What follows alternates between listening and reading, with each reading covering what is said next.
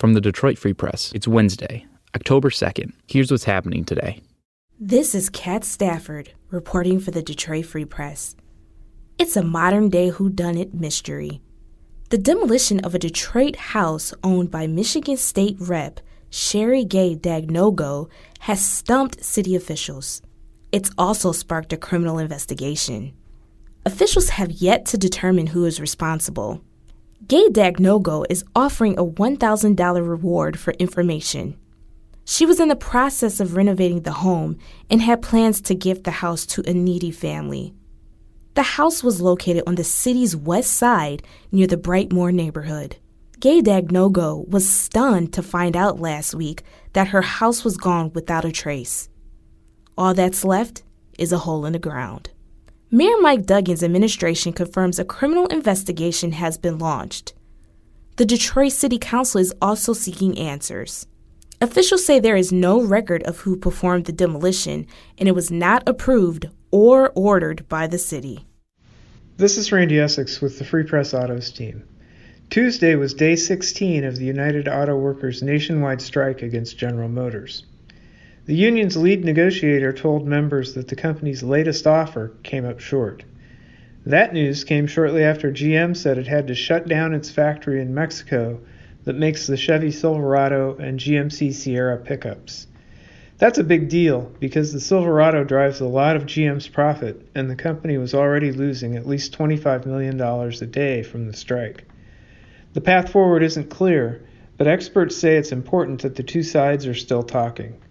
Workers say they're in it for the long haul. Quote, "The company was bailed out by the American taxpayer and we took concessions, and now that GM is back on their feet, making billions, we're not asking for the world," one said. For the Detroit Free Press, I'm Kristen Shamus with a health advisory for deer hunters from the U.S. Centers for Disease Control and Prevention. The agency urges hunters to take special precautions this year in Michigan when they harvest deer to avoid getting infected with a form of tuberculosis that is carried by cattle, elk, and deer. Using whole genome sequencing, scientists were able to show that the tuberculosis bacteria sickened a 77-year-old northern Michigan man in 2017. He most likely breathed in the bacteria when he was field dressing an infected deer. The bacteria can also infect hunters through an open wound. To avoid getting TB, health officials say hunters should wear protective gloves when harvesting deer. Don't shoot any deer that appears sick. Take the deer head to a DNR field station for disease testing. Don't eat any meat that comes from deer that test positive for TB. And cook deer meat to at least 165 degrees to kill tuberculosis and other pathogens. The disease can be deadly, but it is treatable with antibiotics. I'm Detroit Free Press food writer Susan Selaski. Do you love cauliflower? The trendy vegetable continues its staying power. Once destined for veggie trays, dishes made or infused with cauliflower have been on the rise the last few years. It's no wonder. Cauliflower takes on many flavors and many cooking methods. Now, metro area chefs have taken it to different levels. On menus, we found cauliflower lettuce wraps, Kung Pao cauliflower, buffalo-style cauliflower, and Shanghai cauliflower. Locally based Jets Pizza chain recently test-marketed a cauliflower crust. It was such an overwhelming success that it is now a permanent menu item. Cauliflower also gets a big nod from those on keto diets, thanks to it being super low in carbs. Keto dieters also like it for its texture and near taste when cooked to that of mashed potatoes. Cauliflower is also a great substitute for other starchy foods like pasta and rice. I'm Kirkland Crawford with the Free Press Sports Department.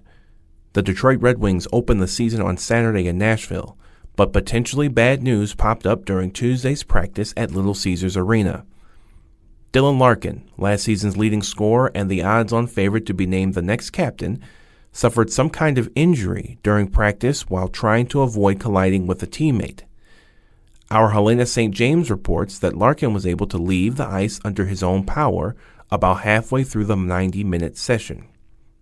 Wings coach Jeff Blashill said things looked fairly innocent and that the team will wait for what the doctor says to determine Larkin's status going forward. Fellow top scorer Andreas Athanasiou has been battling an injury throughout training camp and missed Tuesday's practice, but Blashill said he hopes to have him for Saturday's opener. The Wings also play Sunday night at home against Dallas. For more stories from the Detroit Free Press, be sure to check out freep.com. That's FREEP.com. If you want to support our quality local journalism, subscribe. Go to freep.com/special offer. See you tomorrow.